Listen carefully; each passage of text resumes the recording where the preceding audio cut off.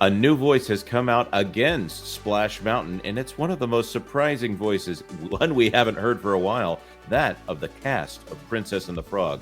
Let's talk about that on That Park Place. Hello, I am Jonas J. Campbell, an investigative reporter for That Park Place. I am joined, as always, by Vash Sky, and also the boss man is here, Mr. WDW Pro. Guys, how's it going this fine morning? Splendiferous. Going very, very well. Maybe better than this voice actress, because she seemed to have woken up on the wrong side of the bed this morning. Yeah, you know what? To me, it's one of those zip-a-dee-doo-dah days where you can't just open your mouth without a Princess and the Frog star praise retheme Splash Mountain. That's not the controversial part. Let's talk about what she actually said here. This from TMZ. Princess and the Frog star Jennifer Cody is thrilled Tiana's Bayou Adventure is taking shape at Disney parks, replacing the controversial Splash Mountain. So controversial it was, by the way, the most popular attraction at any Disney park after years of public outcry. Citation needed, guys. The actress who played Charlotte LaBeouf in the 2009 movie tells TMZ she's applauding Disney for finally deciding to keep up with the times and replacing Splash Mountain's animatronics due to its racist themes. I would defy you to find a single racist animatronic in Splash Mountain or a single racist theme in Splash Mountain. Vash, are you aware of any, Pro? In Splash Mountain, I mean, this was a ride that was methodically gone through by the NAACP. So that's kind of weird how there's this revisionist history going around. Weird, right? When Tony Baxter came out and said it, it's like, look, listen, we had this approved, we had this checked out, we had this film that this is based on, Song of the South, re-released in theaters, actually did better than when it premiered back in the 1940s or so. So it's like, okay, why is there this kind of hatred towards this, directed towards this attraction specifically, when everything that could ever be cited as controversial surrounding the original film has been removed from it? That's absolutely true. And the Song of the South is mentioned nowhere in the ride. Obviously, Zip-a-dee-doo-dah comes from that, and the songs do come from that. But you have to. There is nothing in that park that says the word Song of the South, and Disney has pretty much made it impossible to buy or purchase access to Song of the South. So even knowing that it could be based on that's next level knowledge. So it becomes this urban legend here. Pro, have you ever encountered anything problematic here with Song of the South? With Splash Mountain? This ride is so anti-problematic that it was the most popular attraction in the world, according to polling. That's at any theme park ever, and it still exists in Japan, where apparently it is still not problematic. It also needs to be said that for decades, both in Anaheim and in Orlando, families of every ethnicity, background, color, creed, you name it, got onto those log flumes and went through the laughing place, and they were happy and they were joyous. They had their pictures taken. They celebrated this ride. There were no protests. There were no folks frowning when they got off this. And yet we're being told to accept the revisionist history of this attraction so that we can all choke down what is going to be a massive downgrade. We're talking about a ride that had over 100 animatronics, now going to have far less than 20.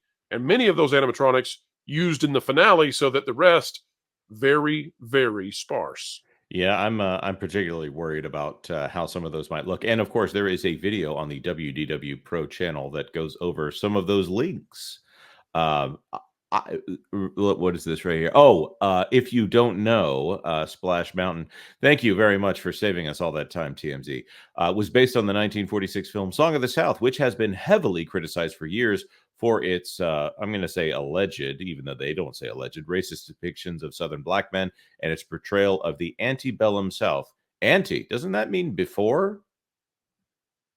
That's what I thought. No. It's definitely not before the war. Definitely takes place after. These people must not have actually seen the film in which Uncle Remus, the main character, which leaves the plantation. Is convenient, by the way, Jonas, and comes back. Yeah, go ahead. Sorry, Jonas, I do apologize. I didn't mean to cut you off there, but I'm just saying it's convenient that you can't see the film as it's been blacklisted all over Disney. You can find it, of course, but because it's hard to find, well, we can say anything we want about it, right? We can depict certain events, maybe even they didn't even take place. Who's going to call us on it? You didn't watch that very disrespectful film, now, did you? See, this is the game that they play. Sorry, Jonas, go ahead. No, and at the same time, we're all supposed to forget that this is the very first film in the history of cinema that earned a black man an Academy Award. We're all supposed to forget that. That's all supposed to be ancient history that does not matter. And yet it is a sterling accomplishment of one Walt Disney and of James Baskett.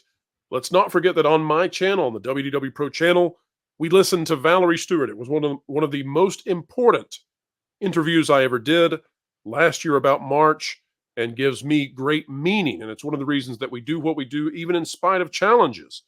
Valerie Stewart, of course, the daughter of Nick Stewart, who was the voice of bre'r, she being the last person at the time able to recount how Song of the South was made. Unfortunately, she passed away just weeks after that interview that we did. We recommend you go watch it. But she said that James Baskett died of a broken heart, and that's what her father said. James Baskett passed away very soon after recording Song of the South, just years after that. And so we should all take time to think about the sacrifices that were made to get a black man to receive the first Academy Award. We should all think about what was the cost to Disney and to others. And the idea that now we would gleefully and excitedly tear down what was an homage to actual African mythology in the bre'r stories, I think it's appalling. And we should all remember that it's appalling. And the people doing this, they need to be recognized as having done something grotesque, not tremendous. Should also say, I go too long here, but we've heard that Tony Baxter, the original Imagineer who designed and brought forth into the world Splash Mountain, left this project. And we've heard quoted to us that he left the project because he didn't think audiences were interested in a revisionist Tiana that's not based on the movie, but rather is like a Tiana meets Indiana Jones adventure to go find some sort of MacGuffin. All of this is poorly conceived.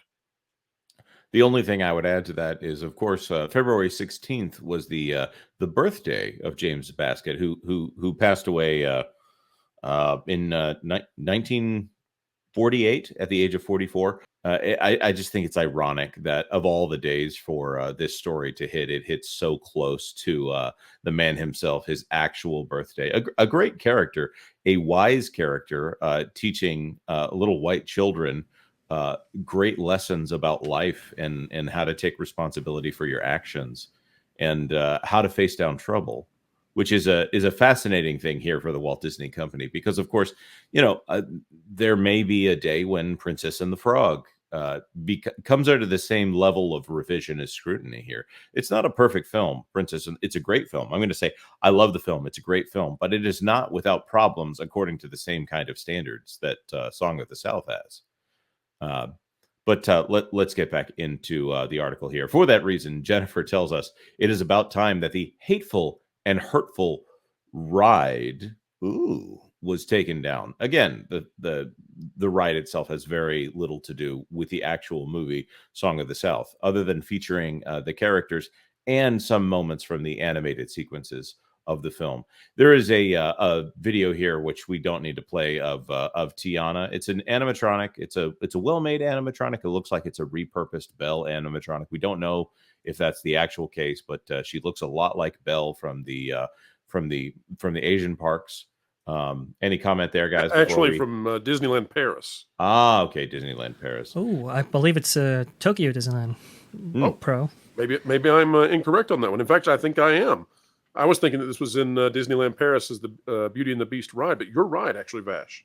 Yeah, it should be in Paris because it does take place in France. And had the Imagineers gotten their way, well, at least with Belle, with when her movie was released, it probably would have been Belle's Castle, which is interesting, but that's a whole other story.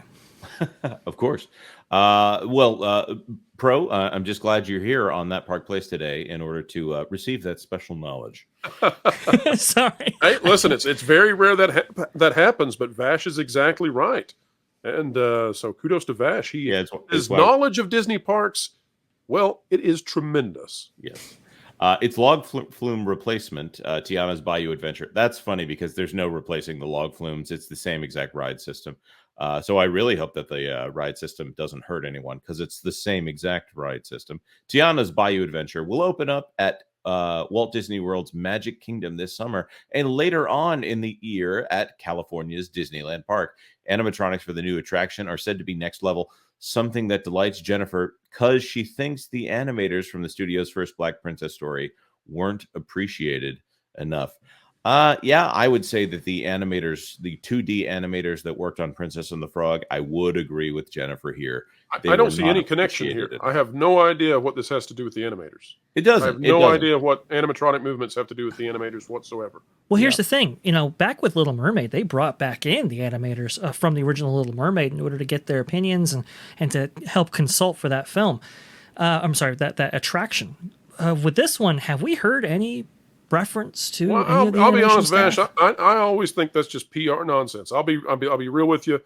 The idea that an animator is going to come in and tell somebody doing an animatronic, that doesn't match the cartoon, I have a hard time believing it. I think that's pixie dust PR a little bit. Well, that's a fair point, but we haven't even seen that though. We're not even getting the minimum. Correct. It's now it's just we're gonna do this new audio animatronic. It's gonna be based on a sequel story that we're telling.